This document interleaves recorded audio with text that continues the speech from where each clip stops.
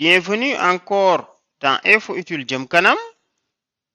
Si vous vous souvenez, lors de la vidéo passée, nous vous avons expliqué c'est quoi un business plan, l'avantage d'un business plan, l'importance d'un business plan, comment on le met en œuvre, un petit exemple, et surtout la différence entre un business plan et un business model canvas. Pour aujourd'hui maintenant, on peut augmenter un peu le zoom. Parfait. Nous allons voir la structure d'un business plan en 3 parties.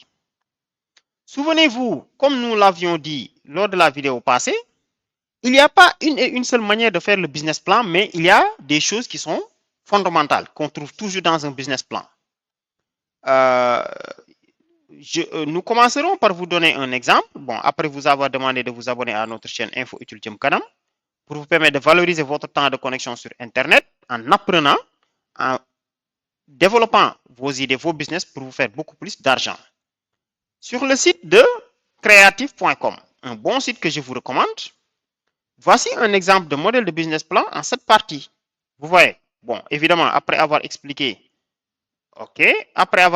c'est quoi un business plan, évidemment, comme nous l'avons fait lors de la vidéo passée, le pourquoi on doit réaliser un business plan, évidemment, pour avoir une vision globale de l'activité, permettre de prendre des décisions stratégiques, de disposer d'un outil de travail, d'un outil de planification et surtout le modèle économique de travail. Il a un peu expliqué les étapes. Bon, ça, on y reviendra dans une autre vidéo, mais première chose, c'est l'executive summary, c'est-à-dire un résumé du modèle économique. Et c'est là où on met le business model canvas. Vous voyez, le problématique auquel vous répondez, la solution, et de suite. En 2, c'est la présentation des équipes et des acteurs du projet. Cette partie comprend la présentation du dirigeant, et de suite. Et surtout de montrer que vous avez la légitimité de créer ou de devenir chef d'entreprise, ainsi de suite. Vous voyez. Après, à l'étape 3, il présente maintenant son projet. À l'étape 4, il demande de réaliser l'étude de marché sur environ 10 pages. Et vous voyez l'importance de l'étude de marché donc. Et nous recommandons fortement de toujours faire l'étude de marché, de ne pas le déléguer à 100%, mais de le faire avec des allers-retours. Surtout votre stratégie commerciale avec le marketing mix si vous désirez, votre statut juridique en 6 et surtout les prévisions financières. En termes de finances, de quoi tu as besoin pour démarrer, de quoi tu auras besoin chaque mois, à l'année 1, l'année 2, l'année 3, et qu'est-ce que tu auras comme rentrée d'argent, à quelle étape tu vas atteindre ce qu'on appelle le seuil de rentabilité. Vous voyez, ça c'est un exemple. Mais partant de ça maintenant, dans cette vidéo, nous vous proposons un business plan sur 3 parties pour aller vite. Donc, c'est le document de travail de tout créateur ou repreneur d'entreprise, comme vous le savez. Le business plan doit être établi avec beaucoup de sérieux, compte tenu des nombreux objectifs que cela comporte. Donc là, on le met en couleur pour vous. Un point très important à structurer votre business plan correctement, ce qui permet d'avoir une démarche cohérente dans son établissement et d'abord tous les points essentiels. Lancer un business, créer un startup, créer une entreprise, c'est pas qu'on a une idée recte, tac, on commence. Il faut au moins vérifier un certain nombre de choses, tester un certain nombre de choses, se préparer, planifier, mesurer, et au fur et à mesure, vous pourrez adapter. Mais comme dit l'adage, celui qui ne sait pas là où il va, ne va nulle part. Donc, ce format proposé par le site Le Coin des Entrepreneurs vous propose une structure de business plan sur 3 étapes. OK? Pour commencer, il convient de présenter rapidement le projet en introduction, comme on vous le disait, l'executive summary. Ensuite, le sommaire du business plan est articulé sur 3 axes. Première partie, c'est la présentation du projet, du marché, de la stratégie. En 2, le porteur, l'équipe et la structure, et ensuite les prévisions financières. Ce format-là, nous vous le recommandons. OK, la première partie maintenant, quand on dit qu'il faut présenter le projet et le marché, la stratégie, dans cette première, vous allez présenter votre offre. Il convient d'être assez précis. Faire l'analyse du marché, surtout, ça prend énormément de temps et c'est important. Donc là, vous allez montrer comment vous allez vous positionner. Étudier l'offre, la demande, l'analyse de la concurrence, les tendances, les perspectives et vous pouvez vous appuyer sur une étude de marché. Maintenant, présentez votre stratégie et lancez la stratégie commerciale, la partie marketing communication, les sources d'approvisionnement, les moyens de déroulement de la production et surtout le calendrier de mise en place.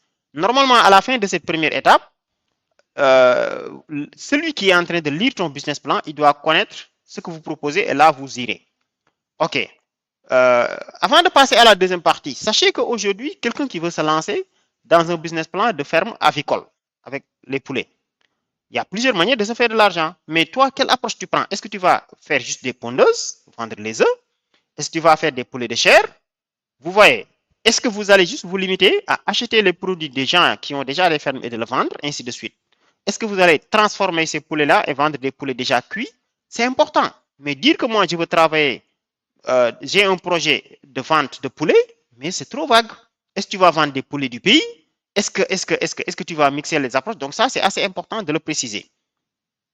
La deuxième partie maintenant, qui porte le projet et surtout la structure. Il s'agira de présenter le porteur du projet, côté carrière, expérience, compétences, tout ça. Expliquez surtout qu'est-ce qui vous motive à lancer ce projet, pourquoi vous le lancez, et éventuellement présenter l'équipe de direction, les acteurs majeurs, ainsi de suite. Après, il y a la présentation maintenant de la forme juridique. Est-ce que vous voulez lancer, je ne sais pas, une entreprise individuelle, un SA, un SARL? Ça, c'est important. À l'issue de cette deuxième partie maintenant, la personne qui est en train de lire ton business plan, ça peut être un investisseur, un futur partenaire, doit savoir si vous êtes en mesure de gérer le projet et de bien l'entourer et vous n'avez pas, oui ou non, de bonnes raisons de lancer votre projet. La troisième et dernière partie maintenant, c'est la partie prévision. Vous voyez, la dernière partie d'un business plan est consacrée maintenant aux prévisions financières. C'est-à-dire, il vous faut au moins un compte de résultat prévisionnel, un bilan provisionnel. Tous ces documents-là, on y reviendra au détail. On vous expliquera au détail c'est quoi un compte de résultat prévisionnel avec des exemples, c'est quoi un bilan provisionnel avec des exemples, un budget prévisionnel de trésorerie mensuel. À partir du plan général, tu sors un budget mensuel. Ensuite, un tableau des financements. Ensuite, un tableau des investissements, les différents investissements dont tu auras besoin. Peut-être que, je ne sais pas, au démarrage, tu as besoin de 30% des investissements. Le reste, après, tu en auras besoin les mois à venir. Le calcul du besoin en fonds de roulement et surtout le seuil de rentabilité. Puisque tu vas mobiliser de l'argent pour démarrer tes activités, tu auras besoin de mobiliser encore de l'argent au fur et à mesure. Après, tu espères vendre pour tirer, pouvoir faire des bénéfices. Mais on peut faire rapidement un exemple. Je vous montre. Vous voyez, si on prend là, l'axe des dépenses, vous êtes en train de faire des dépenses. Vous voyez, les dépenses sont là. Bon, là, ça peut être, je sais pas, l'axe des mois. Et là, ça peut être janvier. Vous voyez, janvier. Je donne juste un exemple. Février, mars, avril, ainsi de suite. C'est-à-dire là, c'est ce dont vous avez besoin en termes de dépenses. Mais puisque vous faites des dépenses, il faut que vous dites, je donne un exemple. Supposons les 2 premiers mois, c'est les investissements. C'est à partir de ce mois que vous commencez à vendre. Bon, je dis du n'importe quoi. Vous voyez, à partir de ce mois, vous commencez à vendre.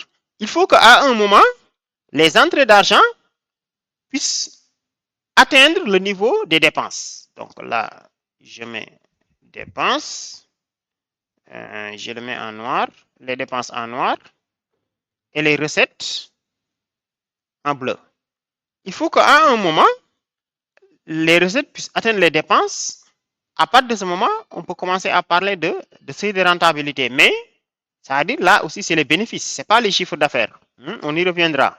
Il faut que les bénéfices que tu gagnes puissent atteindre les dépenses. À ce moment, on pourra dire que tu as gagné plus exactement le montant que tu as dépensé. Et là, on parle de seuil de rentabilité. Et comment on le calcule? Donc, on reviendra tous ces détails. Et il est important de commenter ces différents tableaux financiers, d'apporter des explications afin de faire des liens avec les autres parties. À l'issue de cette dernière étape maintenant, le lecteur de ton business plan doit être en mesure de savoir si ton projet est rentable ou non, avec toute la cohérence. Maintenant, les chiffres là, ça ne vient pas de... On ne s'assoit pas et on imagine ces chiffres comme on le veut. Mais on peut faire des enquêtes, des sondages, se rapprocher de ceux qui sont déjà dans le milieu. Et surtout, comme je vous dis, commencer une première expérimentation.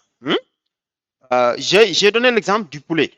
celui qui veut faire de l'argent dans la vente de poulet, il ne doit pas commencer par mettre en place une ferme et vouloir produire. Non, il commence par vendre pour d'autres. C'est à partir de ce moment que tu pourras maîtriser un peu la clientèle, comprendre ce qui marche, ce qui ne marche pas avec tout ce bench. Donc, on vous fera énormément de vidéos jusqu'à ce que vous puissiez réaliser votre business plan. Donc, dans cette vidéo, c'était ça.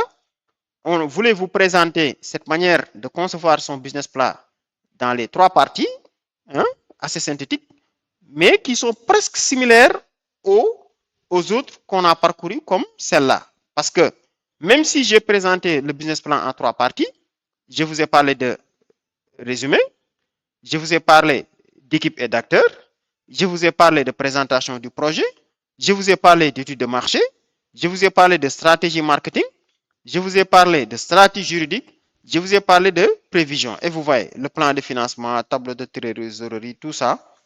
Donc, c'est les mêmes choses qu'on retrouve. Donc, sur ce, on vous dit merci. Et comme on a l'habitude de le dire, n'oubliez pas de vous abonner à notre chaîne Info Utile Jëm Kanam pour des vidéos de ce genre. Encore une fois, dotez-vous de business plan. Faites-vous accompagner par des spécialistes. Et c'est ça votre outil de travail. Sur ce, merci, à la prochaine.